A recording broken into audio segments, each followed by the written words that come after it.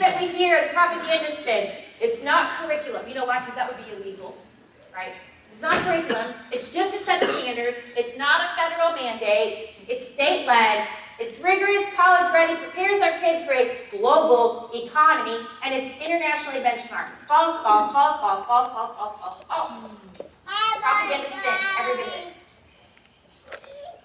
We have never invested as much in public education as we should have because we've always had kind of a private notion of children. Your kid is yours and totally your responsibility. We haven't had a very collective notion of these are our children. So part of it is we have to break through our kind of private idea that kids belong to their parents or kids belong to their families and recognize that kids belong to whole communities.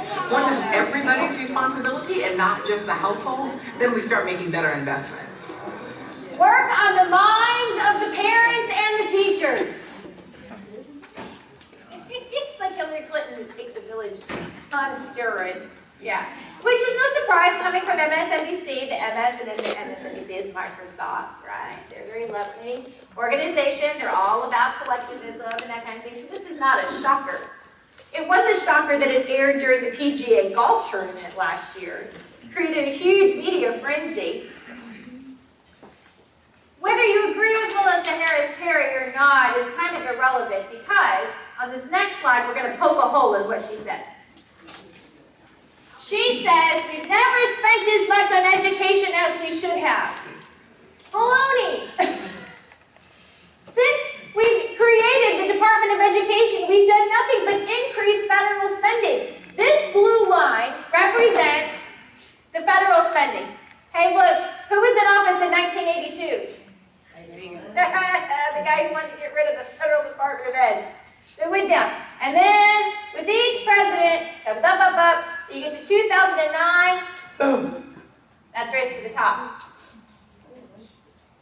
375% increase. And she's trying to say we've never spent as much on education as we should have. These colors here represent our test scores in reading, math, and science. We're not getting any return on our investment. Throwing money at this problem doesn't work. Having the federal government with the Department of Education doesn't work. Bill Gates even said in 2010 that we've been in an economic crisis for a year or so, but we've been in an education crisis for decades. U.S. graduation rates have not improved for 40 years. College completion rates have been flat since the 70s. What happened in the 70s? We got the Department of Ed. Here's one of the propaganda messages they like to say, oh, we need to have these common standards. All the states need to be in lockstep. We all need to do the same thing because we're such a transient society anymore. And these kids are moving. They're moving, and oh, the military. This is such a disservice to the military because these kids are moving. And when they go from one classroom to the next, they have to be doing the same thing. Okay, stubborn facts. You look at the U.S. Census. According to the U.S. Census, only 1.7% of the K-12 population moves across state lines. 1.7%. The statistics they were using included the college crowd. Cheaters. 1.7%. That's it. Now, are we saying that we should have transition programs in place for these kids? Of course there should be transition programs in place. Of course we support our military. We thank them for their service. But this is not justification for national sweeping changes. I am certain the Department of Defense can come up with something to help these kids along. And just to be sure they didn't, Bill Gates gave them a bunch of money too. Here's another one they like to tell us parents. They say this is college ready. Prepare our kids for college and careers.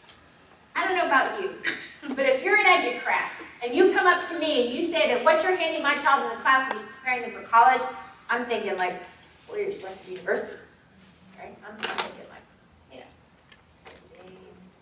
Harvard, Yale, MIT, right? You're preparing my kid for 4 years. Not in Common Core language. Common Core has its own language, and that ain't it. According to the Common Core standards, Appendix B, they define what they mean by college ready. And what they mean by college ready is it prepares our students for quote-unquote introductory classes